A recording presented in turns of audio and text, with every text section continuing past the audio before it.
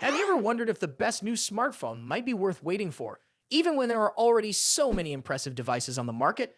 Well, Samsung might have something special up its sleeve with the rumored Galaxy S25 Slim. But here's the catch, it might not arrive as soon as we expected.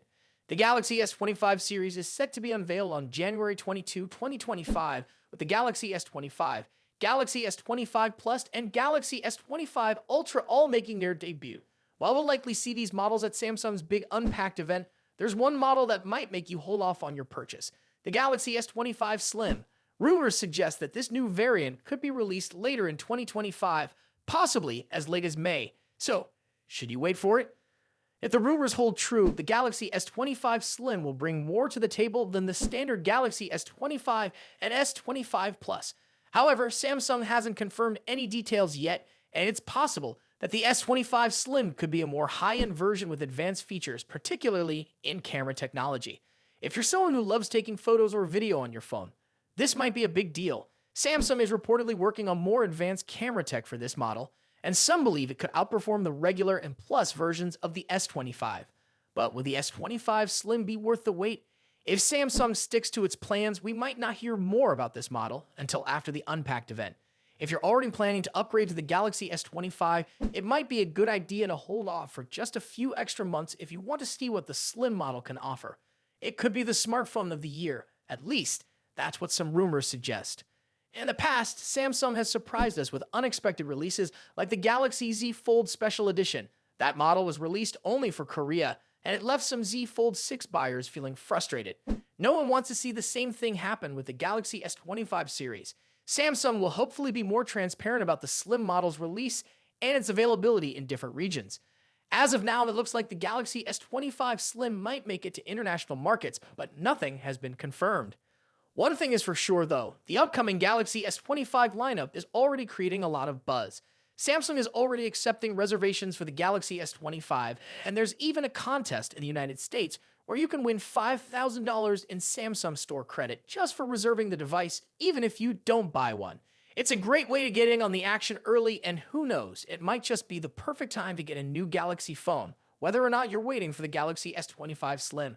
With so many exciting options, it's clear that Samsung's 2025 lineup will be one to remember.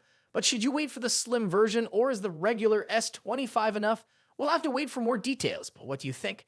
Will you hold off for the Galaxy S25 Slim, or is the regular Galaxy S25 good enough for you? Make sure to hit the like button and subscribe to stay updated on all the latest tech news.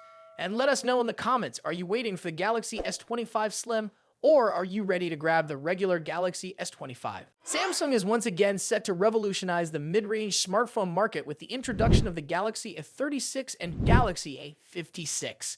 These upcoming devices promise not just a refresh in design and internal components, but also a significant upgrade in charging technology, something that has been eagerly anticipated by users around the globe. The Galaxy A36 and A56 are poised to offer 45-watt fast charging, a feature that will undoubtedly enhance user experience by drastically reducing charging times.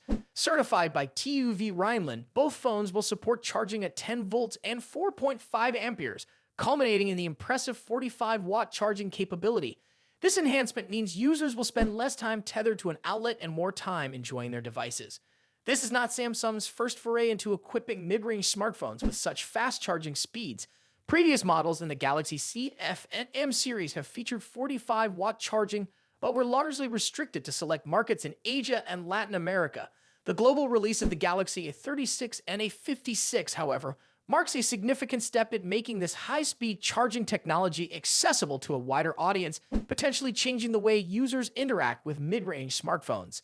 In terms of design, the Galaxy A36 and A56 share a similar aesthetic, characterized by a large Super AMOLED display that offers vibrant colors and deep blacks. The key island design, located on the right side, adds a distinctive touch, while the vertically aligned triple camera setup on the rear provides a sleek and modern look. While the Galaxy A36 has slightly thicker bezels compared to the A56, both models maintain a sleek profile that feels premium in hand. Out of the box, these phones will run on Android 15 with Samsung's One UI 7, providing a smooth and user-friendly interface. Samsung has built a solid reputation for supporting its devices with timely updates, and the Galaxy A36 and A56 are no exceptions. users can expect up to 6 major Android OS updates, ensuring that their phones remain up to date with the latest features and security enhancements for years to come. When it comes to performance, the Galaxy S36 is equipped with the Snapdragon 6 Gen 3 processor, paired with a minimum of 6 gigabytes of RAM and 128 gigabytes of internal storage.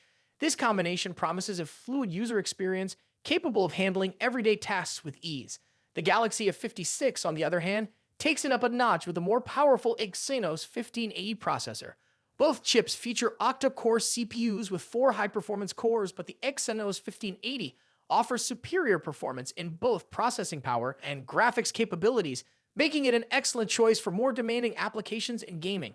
Photography enthusiasts will appreciate the camera setup on both devices. Each phone is equipped with a 50-megapixel primary rear camera designed to capture detailed and vibrant images. The 12-megapixel front-facing camera ensures that selfies are sharp and well-lit, perfect for social media sharing. Rumors about Samsung potentially removing Bluetooth connectivity from the S Pen in the upcoming Galaxy S25 Ultra have stirred up a mix of reactions. Introduced with the Galaxy Note 9, the Bluetooth-enabled S Pen allowed users to perform tasks like controlling apps remotely through Air Actions. For those who embrace these features, a change may seem like a step backward. Yet many Galaxy S Ultra users might not even notice the difference, raising questions about the true impact of this decision. Air Actions, for instance, enable remote gestures for controlling select apps, making the S Pen a unique tool for tasks like presenting slideshows or snapping photos from a distance. However, while these features sound impressive on paper, their real-world utility often left much to be desired. After switching from a Galaxy Note 10 to a Galaxy S22 Plus and experimenting with the Galaxy Tab S7 FE's S Pen, I rarely found these advanced features indispensable in my daily life. The excitement surrounding the S Pen's Bluetooth features often faded once users faced the practical limitations. Compatibility issues with apps and the limited scope of Air Actions reduced the appeal. What initially seemed like a groundbreaking innovation eventually felt more like a gimmick that failed to integrate seamlessly into everyday usage. This disconnection between potential and execution may explain why some users won't miss the removal of Bluetooth features. However, it's essential to acknowledge that not everyone shares this perspective. For those who utilize the S Pen's camera clicker functionality, the removal of Bluetooth could be a significant loss. This feature, which allowed users to capture photos remotely, proved to be one of the more practical and widely appreciated uses of the S Pen. Its simplicity and reliability made it a favorite among users who value convenience in photography. Another layer to this discussion involves the potential removal of the S Pen's gyro and accelerometer sensors. These sensors, essential for transmitting motion data, enhance the S Pen's capabilities, making it competitive with tools like Apple's Pencil Pro. If Samsung does not introduce an alternative technology like ultra-wideband UWB to replace Bluetooth, the S Pen's ability to serve as a sophisticated drawing and writing tool could be significantly diminished. The public perception of such a change could also pose challenges for Samsung. If the rumors are accurate, removing these Bluetooth features might lead to negative publicity. Even those who do not regularly use the S Pen might view this as a regression, providing critics with another reason to question Samsung's innovation compared to its competitors, particularly Apple. Despite these concerns, there is a potential silver lining. By shifting focus to the S Pen's core strengths, such as its use for drawing and writing. Samsung could revitalize its appeal. Emphasizing these foundational features might resonate with users who prioritize simplicity and reliability over more complex, less practical functionalities. A refined focus on these core aspects could position the S Pen as a more versatile tool, appealing to both creative professionals and everyday users. While the rumors suggest a potential scaling back of the S Pen's features, it's worth considering that Samsung might have a strategic plan in place.